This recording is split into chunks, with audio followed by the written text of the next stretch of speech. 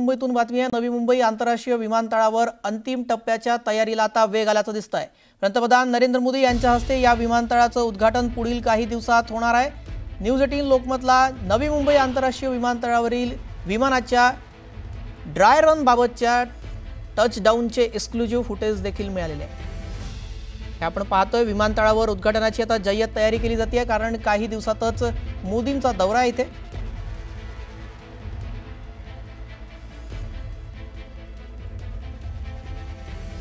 या संदर्भात अधिक माहिती जाणून घेऊयात। मयुरेश आमचे प्रतिनिधी या संदर्भात माहिती देण्यासाठी थेट जोडले गेलेले आहेत। मयुरेश, तिथे काय सध्याची तयारी सुरू आहे, कारण आता तयारी ही अंतिम टप्प्यात पोहोचल्याचं दिसतंय।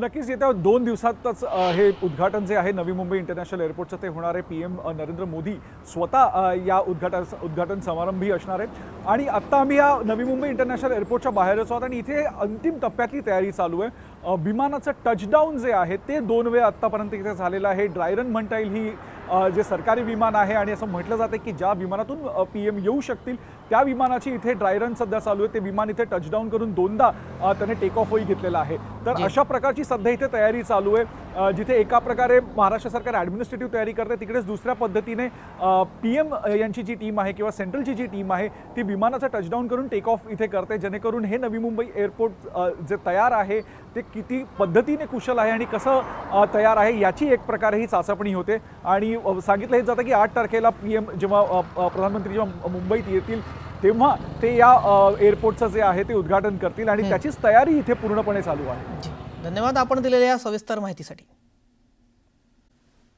मंगेशजी, आज 8वा दिवस आहे तुमच्या उपोषणाचा।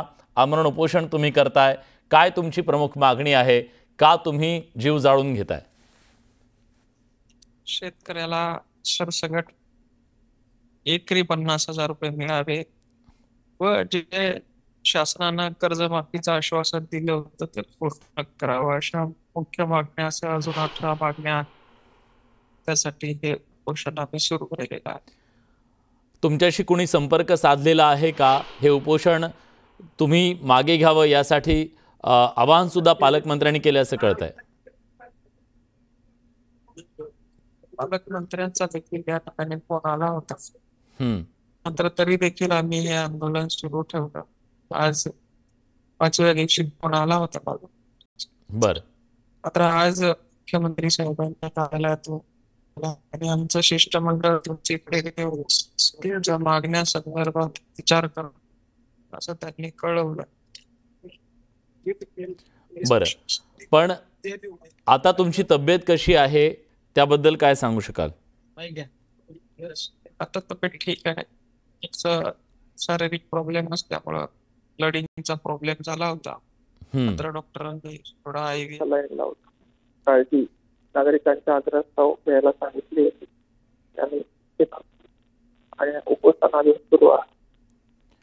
बरं, पण काय परिस्थिती आहे? तुम्ही आता ज्या भागात हे आंदोलन करताय त्या भागातल्या शेतकऱ्यांची काय स्थिती आहे? का तुम्हाला हे उपोषण करावं लागलं? माझ्या भागामध्ये सिल्लोड, विशेषतः फुलंब्री, सिल्लोड, सोयगाव, भोकरदन, जाफराबाद, बदनापूर, पूर्ण संभाजीनगर, जालना जिल्ह्यामध्ये अतिशय भयंकर असा पाऊस झालेला आहे आणि शेतकऱ्यांचं मोठं नुकसान झाले। त्यावेळी आम्ही बांधावर गेलो तर ते शेतकऱ्यांचं दुःख आम्हाला पाहण्याचं झालं। तर ते दुःख पाहण्यापेक्षा स्वतःला त्रास देऊन शेतकऱ्यांसाठी काहीतरी केलेलं बरं म्हणून आम्ही हे उपोषण सुरू। मात्र 5 दिवस आमच्याकडे कोणी दखल घेतली नाही। मात्र जसं जसं जनतेचा शेतकऱ्यांचा प्रतिसाद वाढला तसं तसं सरकार देखील टाळ्यावर यायला लागलं आणि आज कुठेतरी शिष्टमंडळ भेट घेणार आहे म्हणून अशी माहिती त्यांनी। बरं, शिष्टमंडळ जेव्हा भेटीला येईल तेव्हा त्या शिष्टमंडळाकडे तुमची काय मागणी असेल? प्रमुख मागणी काय असेल? आमची प्रमुख मागणी तर सरसकट नुकसान भरपाईचीच आहे। विशेषतः सिल्लोड, फुलंब्री, भोकरदन, जाफराबाद, सोयगाव, बदनापूर, कन्नड या ठिकाणी जरी त्यांनी पूर्ण महाराष्ट्राच्या मराठवाड्याचं आमचं ऐकलं नाही, कमीत कमी आमची छत्रपती संभाजीनगर आणि जालन्यापुरतं तरी त्यांनी ऐकावं, ही मागणी आम्ही लावून धरणार आहे। त्याशिवाय मंगेशजी, आज शेतकऱ्यांना कर्जमाफी का गरजेची आहे? काय स्थिती आहे शेतकऱ्याची? का तुम्ही अशा प्रकारची मागणी करताय की त्याला कर्जमाफी दिल्याशिवाय तो पुन्हा उभं राहू शकणार नाही? जो शेतकरी जगाला पोचतो त्या शेतकऱ्याला आज कोणीतरी बिस्किट वाटतंय, लाईन मध्ये उभं करत. हे दृश्य विदारक आहे आणि म्हणून शेतकऱ्याला आज उभं राहण्यासाठी वरुणराजांना जे हाल शेतकऱ्याचे केले.